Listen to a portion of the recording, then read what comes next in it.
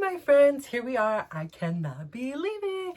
We are back. It's day 3 and I feel super proud again. Like I'm making those little steps into making this a consistent thing, and that just feels really good. Like it's on my mind. I have my environment primed. And again, like I said, I don't have a plan, so I'm not getting lost in the details. Like, well, what's the name of it going to be? What's the content going to be about? I'm just going. So we're just going by the seat of my pants. And today, I don't know if you guys didn't get the memo, but it's crazy hair day. No, I don't.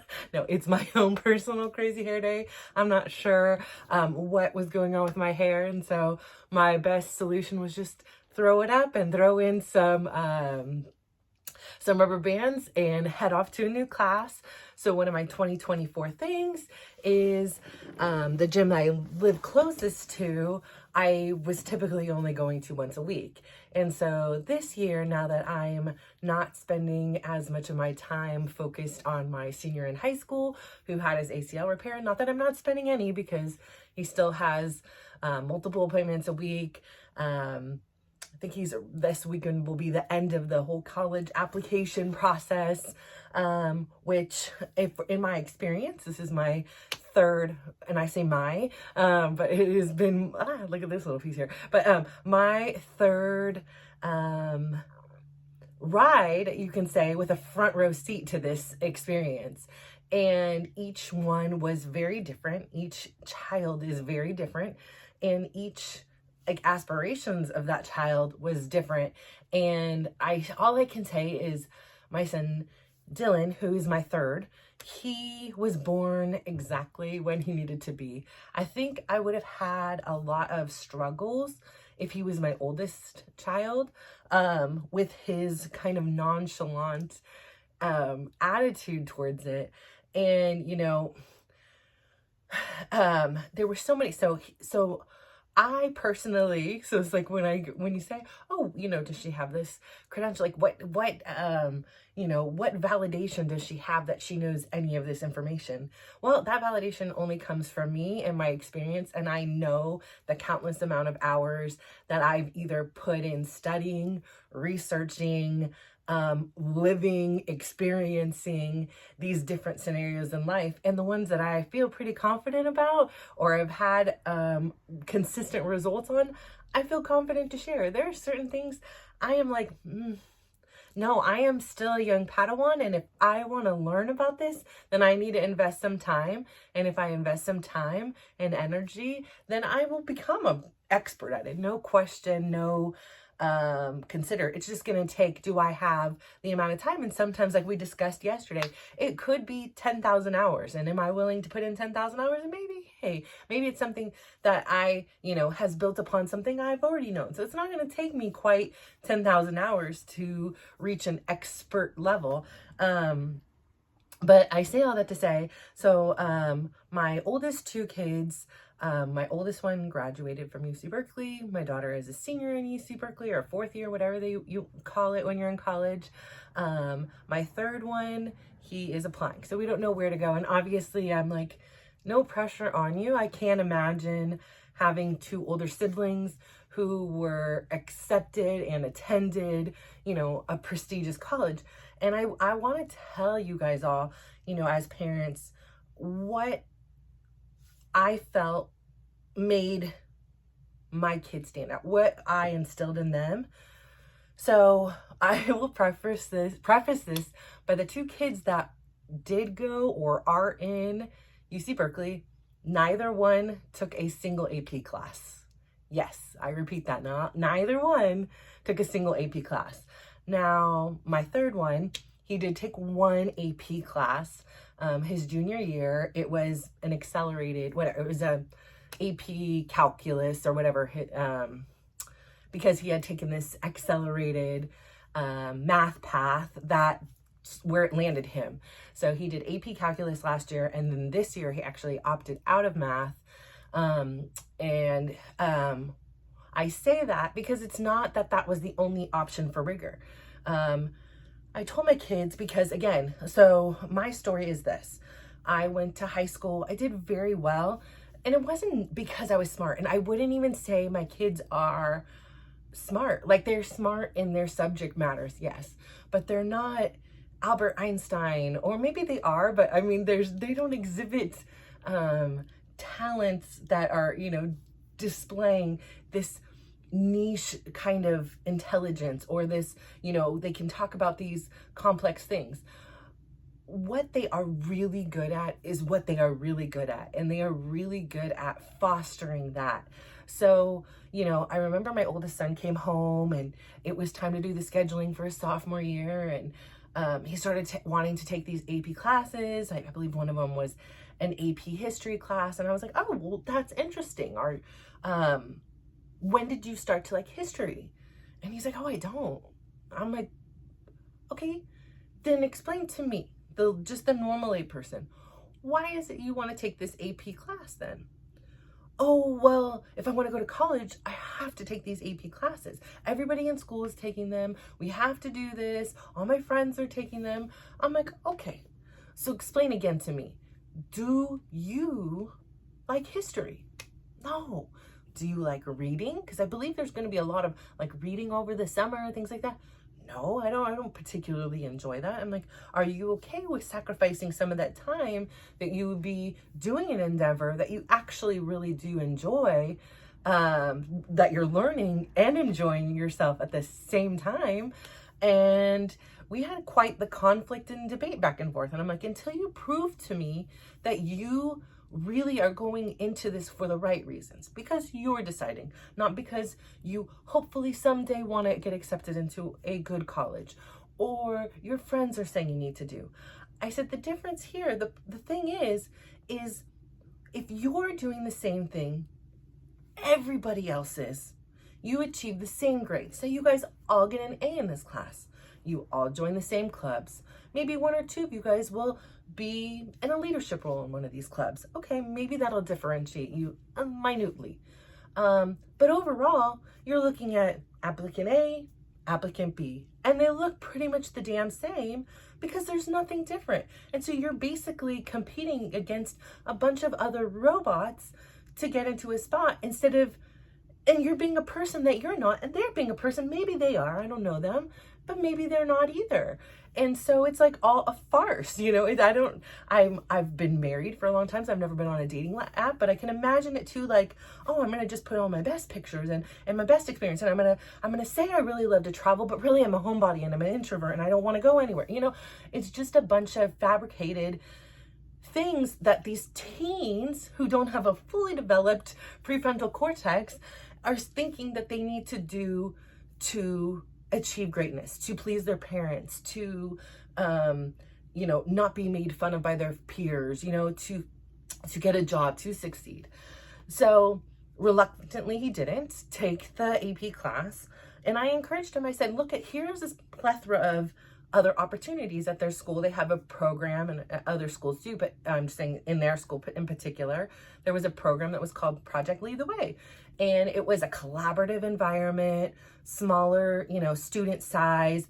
It was very like team-based, problem solving, very creative thinking. You weren't just sitting in tables. It was like, it's individual desks. You were sitting in a table, collaborating with your teammates, taking on either a project or a something. And it was like taking it from conception, from the thought to the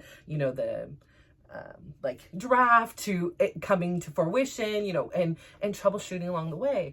And I go, here's a great opportunity. Like, you love, when you were little, at least you loved building Legos, and you still help your brothers do things like that, and building and creating things. Why don't you go down an avenue like this, where it's not going to feel like you're in a classroom for 8 hours a day? It's going to maybe feel more, rewarding, or more, not just rote information in there. And he did, and he took that class and said, we'll reevaluate next year. Be really hard, fast on taking these AP classes. Really watch the experience of your classmates and compare it to the experience that you're having. And then decide, well, which one would I like to have the next year? So the time comes when it's time, and even along the way, he, you continually hear, oh my God, my friend taking this AP class, they didn't sleep last night. They went to bed at 2 a.m. and no. They were up reading, or, oh yeah, you know how many books they had to read over the summer and all this stuff, which is great. I love reading. It would be okay for me. I'm not trying to compare what my journey or somebody's journey that this does work, because it obviously has a proven method. It will work. But I just figured it's different to not be it's better to not be the average. It's more noticeable when you're different. Like if you walk in a room of people that are grumpy and you're grumpy, you're gonna blend right in. But if you walk into a room where people are grumpy and you're joyous and happy, you may stand out. Maybe those people will be annoyed by you, or maybe they'll be inspired by you or motivated. I mean, who knows? But just overall, it's those outliers in life that seem to make a difference. And the outliers are the ones who aren't afraid to think different, and who aren't afraid to be a little bit different, and maybe not play by the rules all the time, but have a set of rules that they can kind of play with and alter to their own, abilities or whatever they're liking for that day. So anyways, so that's my little soapbox in regards to AP classes and colleges. So I went to like a very, very small all-girl Catholic high school, which I initially had wanted to go to. And then again, in 8th grade, everybody was, it was a very rebellious year, and all the kids usually went, and I went just one year to this 8th grade, this Catholic, like elementary school, where most of these kids had been together from kindergarten to 8th grade. But they had this like rebellion, and they were like, typically it would go from like that school into the all-girl private school or into the all-boy private school. And occasionally there'd be the outlier that went to some other further school, or, went to public school or things like that. But I had already been to public school for most of my life, and I really did value the more nurturing kind of education. It kept me accountable. And it felt like there were more resources in some ways, like in the classroom. Like there were more, more science projects and more things like that. And it just kind of felt more like, for somebody who didn't have this like normal nuclear family at home, it did kind of feel like I was noticed. It felt like people knew, like the teachers, like not the kids, but like the teachers kind of knew, like they cared a little bit differently. So anyways, I was at this school, and then I was always planning to go to this all-girl Catholic high school, and then everybody was having this revolt, and this year we're gonna all go to public school. And so I came home and I told my dad, oh good, you can save money, I'm gonna just go to the public school. And he's like, oh no, like even when you were in public school, you were always gonna go to this all-girl high school. And it was shattered. I was like, no, I can't, I won't, I don't want to. And because I just wanted to belong. I had already just transitioned. I had a really, really tough 7th grade experience, like so much so that like I made myself so sick. I had an ulcer, and I was walking myself to doctor's appointments, and the doctors and nurses would look at me and like, where are your parents? And I would just sit there and, I would be like, make up a story or say something. But I was really sick. And this is why I go back to like how there is such a connection between your mental health and your physical health, and that I do believe in some way you can physically make yourself ill. But my experience in school was so just gut-wrenching. I had, it was the stupidest thing, resulted in I ended up losing all my friends. And not only that, like I was bullied and ridiculed, and it was just relentless. And I had so much pride, and I had so much, like, I didn't want to upset my dad. Like, I had this sympathy for him that he was, he did repeat to us a lot of times, like, I'm the only person here for you guys. If it wasn't for me, you guys would be on the street, and if I didn't have you guys, I'd be off on a ship somewhere, sailing around the world on a yacht, and having this glamorous, lovely life. But, here I am taking care of you and your brother.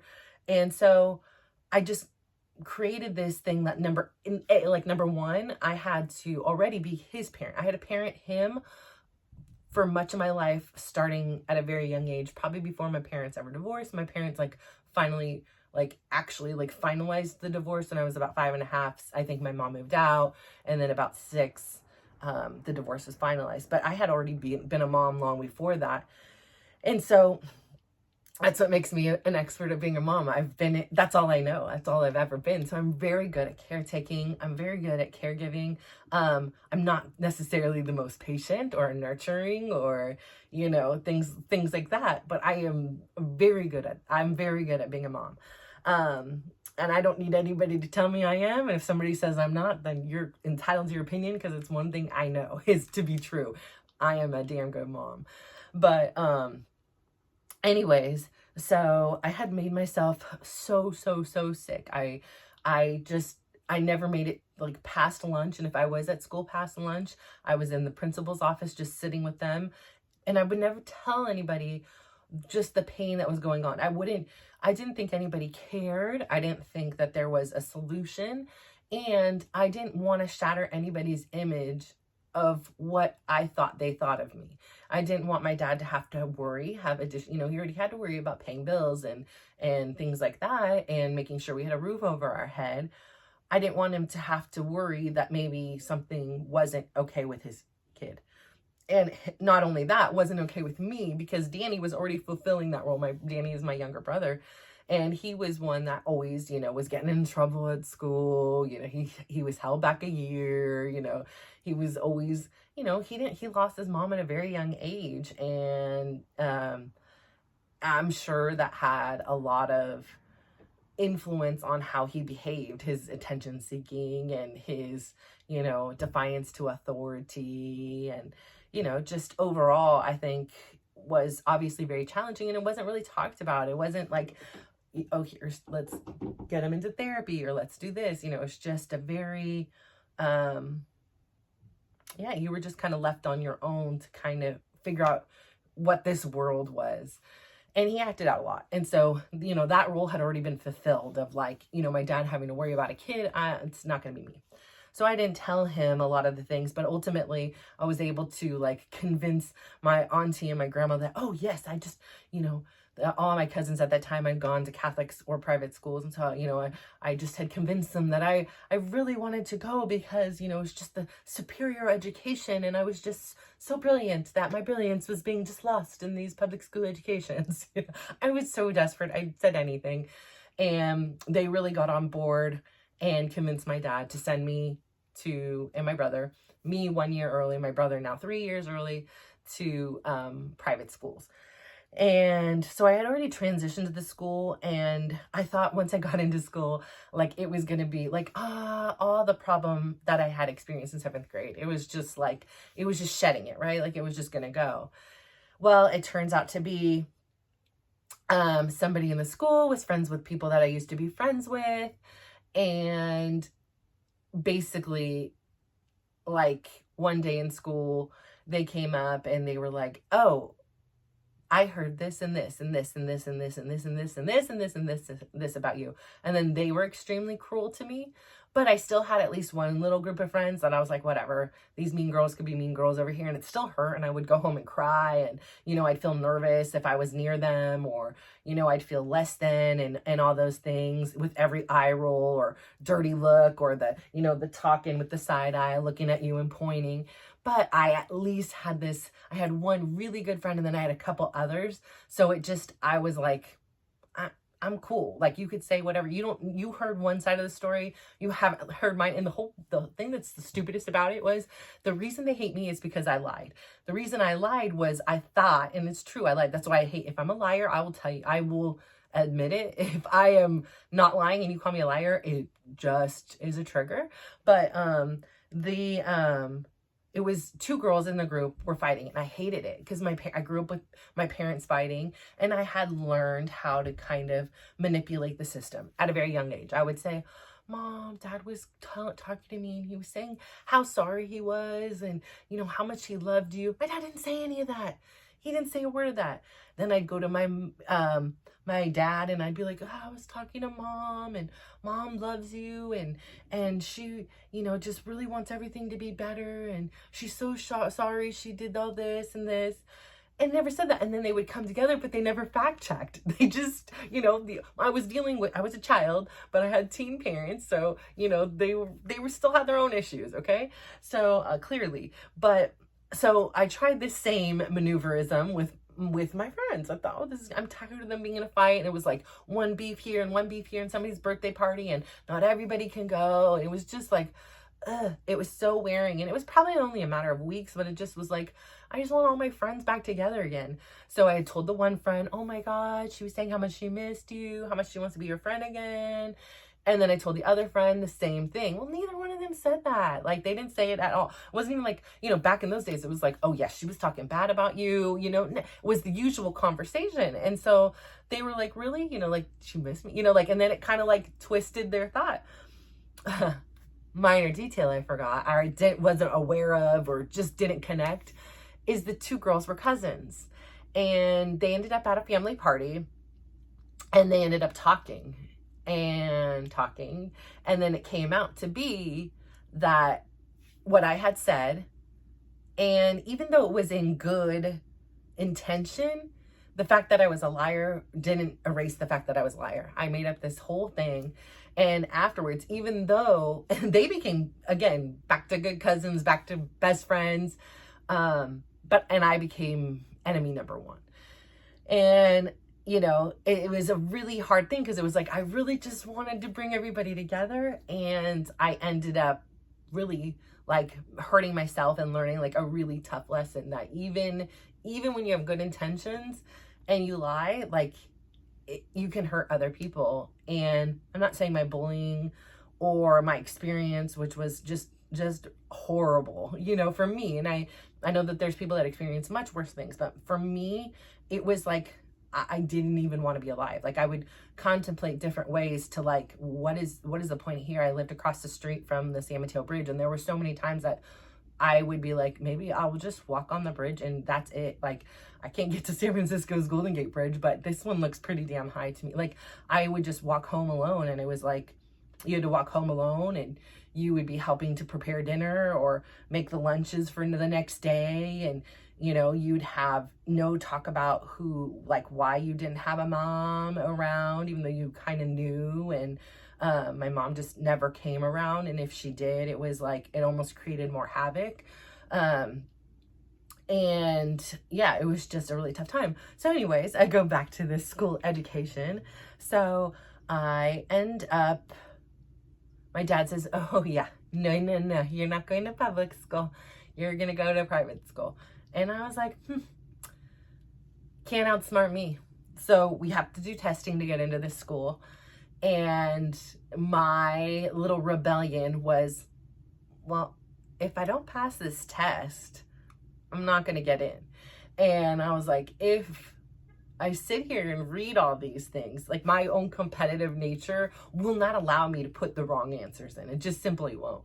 So instead, I was in the most creative way with a Scantron, bubbling in with my pencil, like making diamonds and trying to make a heart, making a happy face. So if a computer didn't scan it and it was like actually like hand read, like the person must have been like, what is this kid doing? Like, what is this kid doing? So anyways, I don't even know. Maybe we had one of the smallest birth years. So it was like one of the smallest, like on the wall when we graduate, they put all your pictures up there. And our graduating class had 54 girls. And so it was very small. So I don't know if they were desperate for students and that, that nice Monday tuition.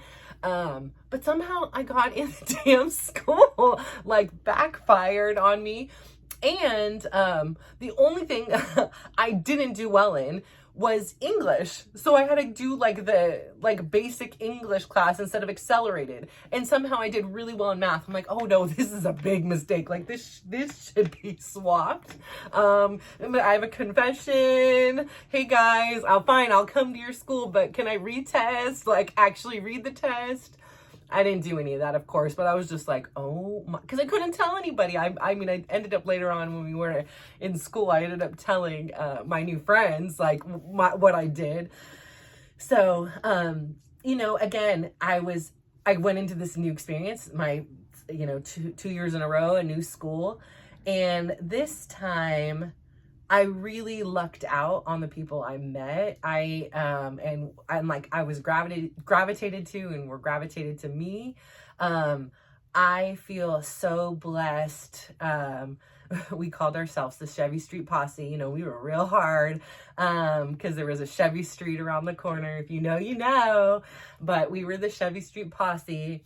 And in hindsight, when I look back, we were all just a group of really messed up, you know, kids who were really trying their best. Like each one of us had these struggles, which I think is universal. You know, I think behind every closed door, kids are struggling and parents are struggling and, you know, grandparents and aunties and uncles, like there's a lot of struggle.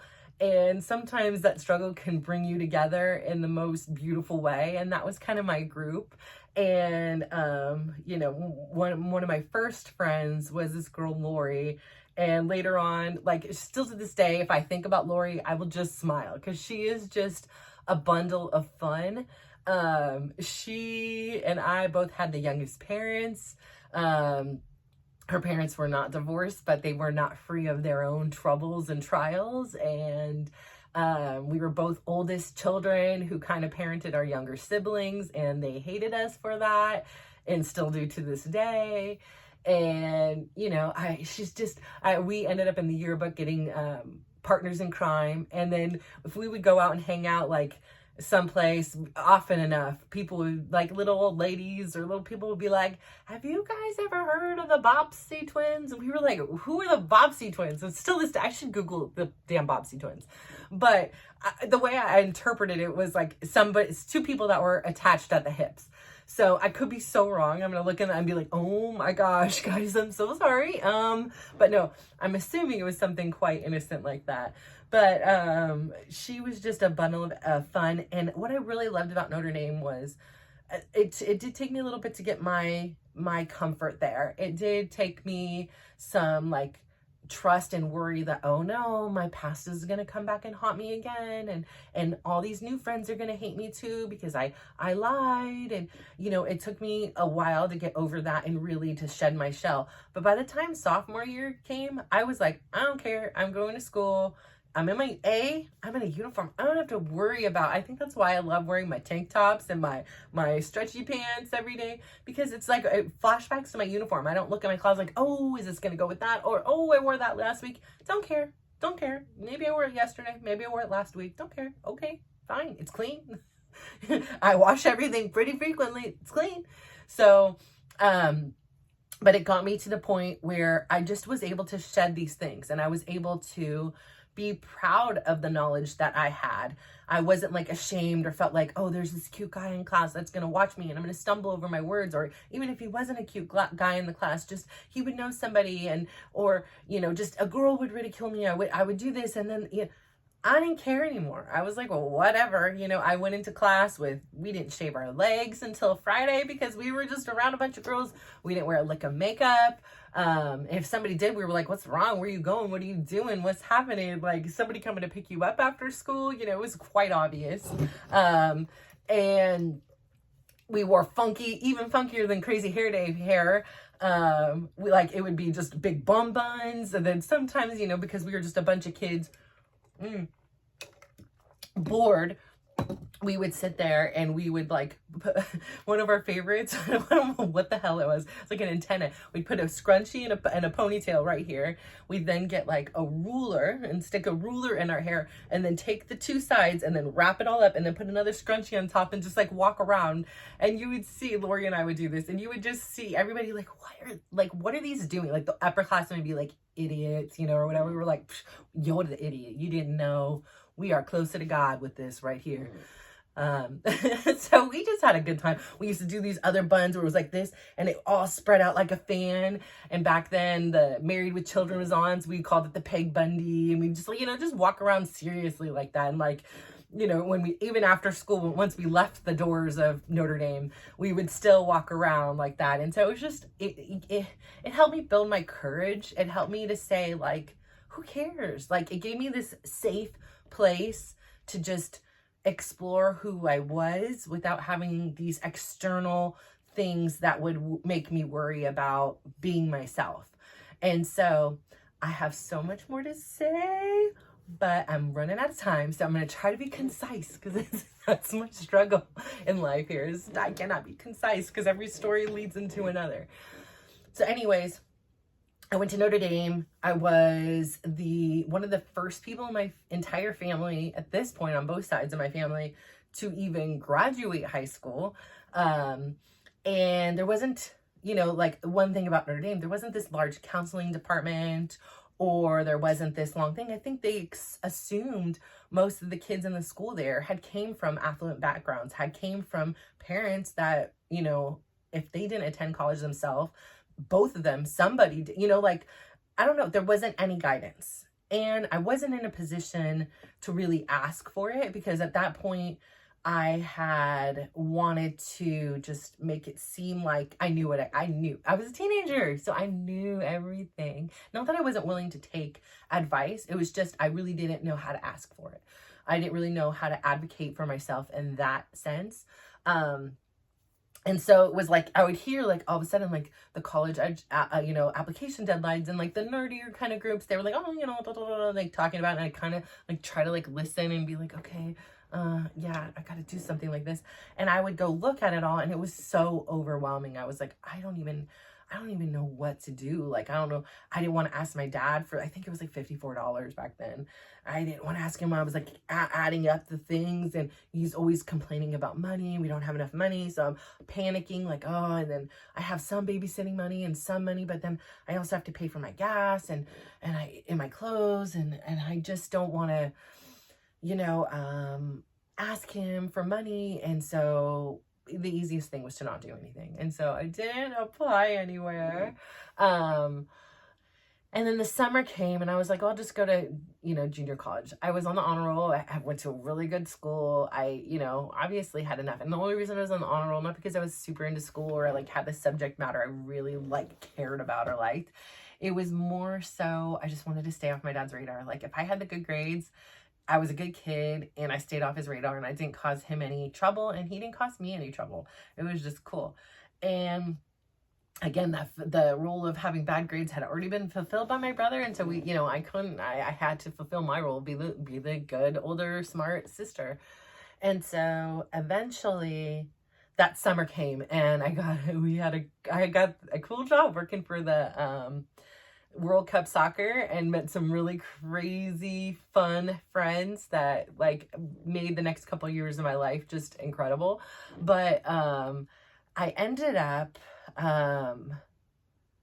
feeling really sad that summer, because now I'm meeting these other people from other schools, and I'm hearing all their excitement about like what college they're gonna go to, and da da da da, and all this stuff, and I was like, wow, I'm having this like great experience meeting all these new people in this new job. Like, I want to have that experience on another level, like in a college level, where I can like also party, and I can learn, and I can just be away from my home and all the responsibilities.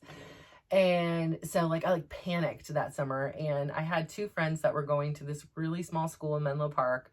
And one of my friends, her dad was like on the board. He had went there, and it was like literally 2 weeks before school was about to start. And I like was like, please, I just want to go somewhere. And she was like, why don't you just, my dad could probably help get you in. Like, you had good grades.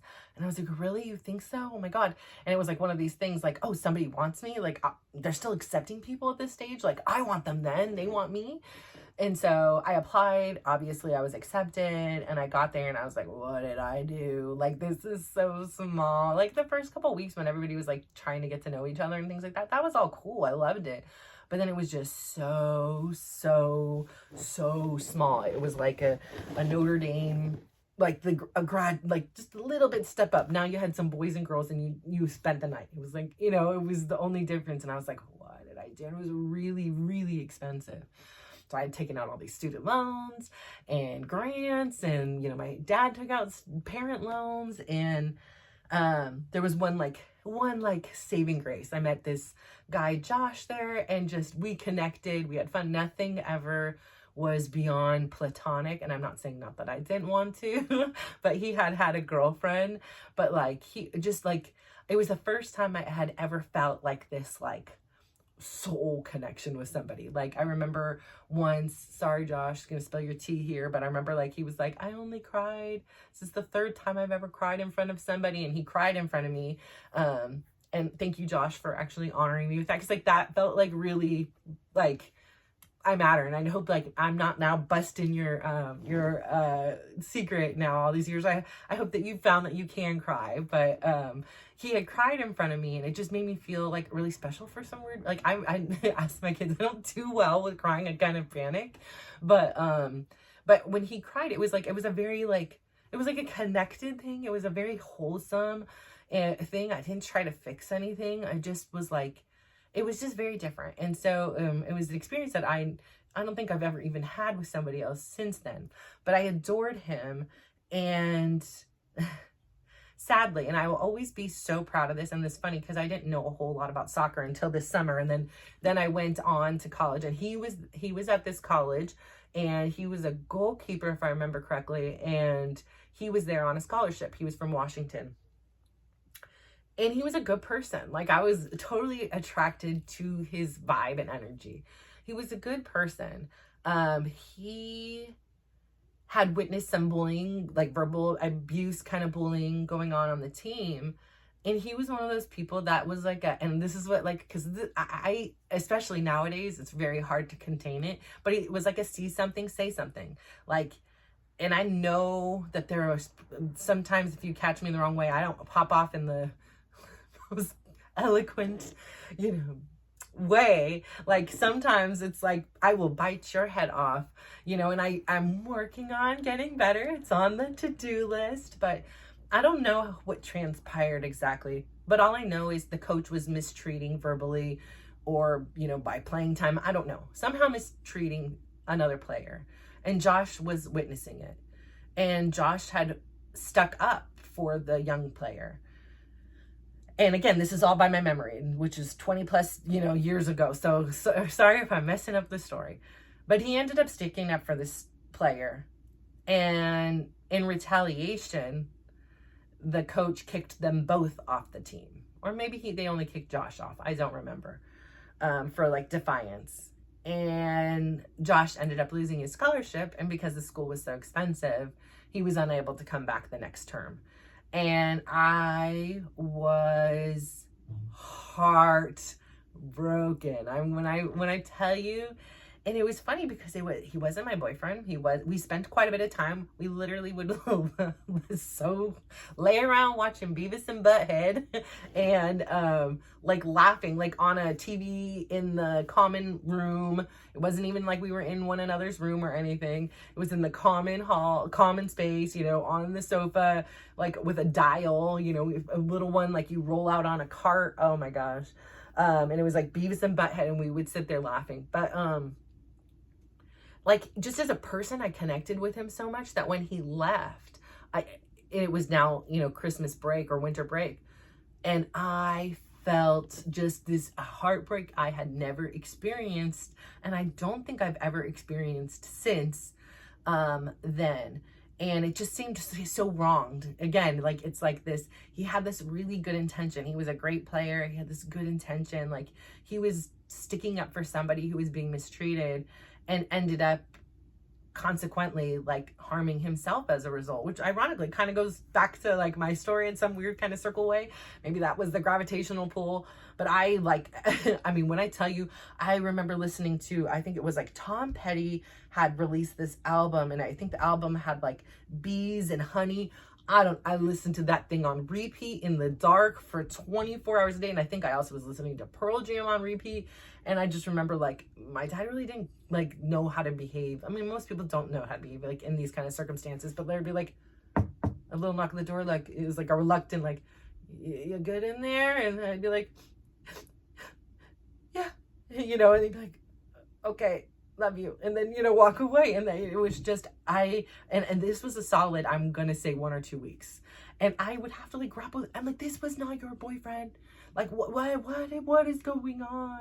You know, he was your best friend there, but it like, he was the one thing that kept me, even though I had 2 high school friends there, that were very close friends. They were in my Chevy Street posse.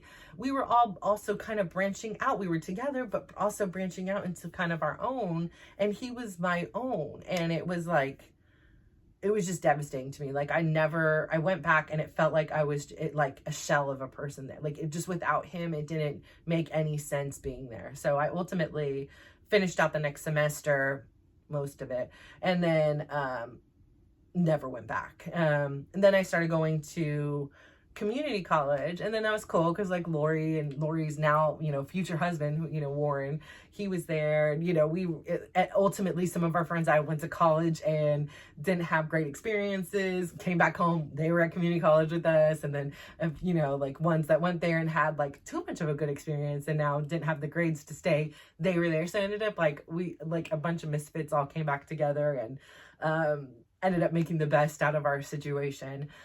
And but then I had this big plan. My auntie had lived in Florida at the time. I flew out there and I was like, yes, this is it.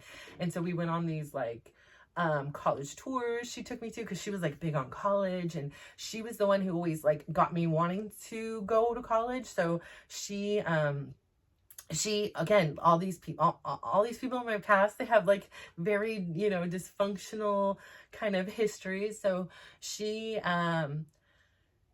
long story short, after parental kidnapping my cousin, she came in to live with us. We changed, you know, her name was once Jennifer, and then suddenly it was Tiffany, and we were not to say her old name anymore. And if anybody had ever called asking for Jennifer, we hadn't seen them or anything. So, you know, again, this was happening when I was 8 years old, and I just thought this was normal. Later on in life, I'm like, had his parental kidnapping. I'm pretty damn sure that maybe in Boston, she was on the side of a milk carton. But, you know,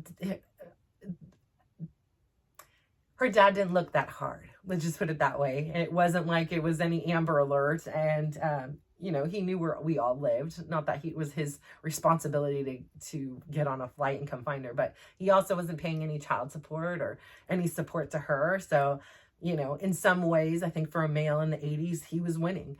And he had his freedom back and all that stuff. So anyways, so that auntie ends up one day, she moved in with us and she said, okay, this day she bought us my cousin and I, these beautiful dresses from Nordstrom's. And, you know, she was this real cool lady. Like, she just was smooth like friggin' butter. And she one day was like, okay, it was during Christmas break. You want to come to work with Auntie? And I was like, yes, I do. Like, I want to see this like corporate woman in work and stuff like that.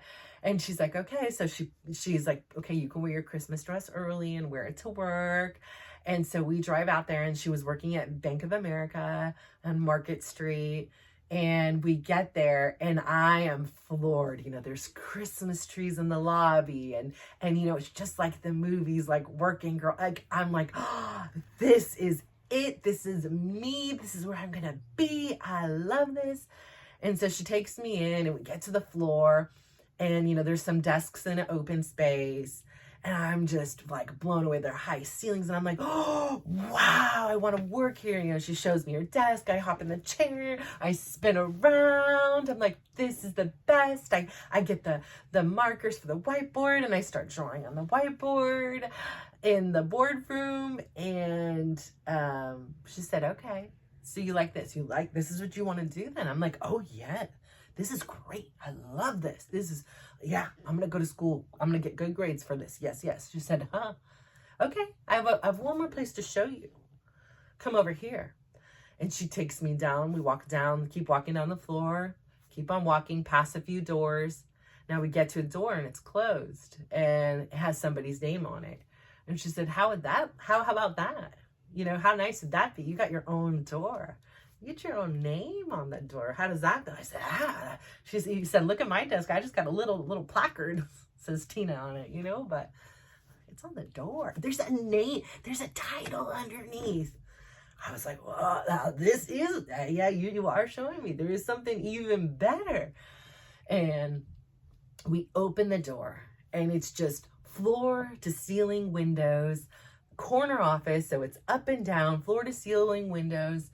And you have a view of the city. And it was like, oh, where the lights just are coming in and shining on the desk. And it's clean and it's spacious. And, there's a library of very exquisitely picked out books and, little expensive crystal baubles on, on a thing. And she said, now how about this? And I was like, oh yeah, I could get used to this one. This is even better. This is even better. Well, it turned out to be, my auntie was a secretary, and that was her boss's office, who she was having an affair with and was married and then ended up divorcing, married my auntie. My auntie was his third marriage. But he was a very successful, he was a VP of Bank of America back then. He was this very successful man, very smart financier, but, clearly not greatest with relationships. So, when they lived in Florida, she ended up, remember, which office do you want to be the secretary? You want to be the VP over here? I said, I like the VP.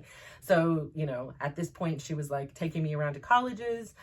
And I was like, oh, yeah, I'm coming here. Like, granted, I also went there in January and November. So it was like fabulous weather and everything. I wasn't like stressing on a hurricane or any of those other like things that maybe if I would have, I don't think at that age I would have even cared. I would have been like a hurrah, I don't know.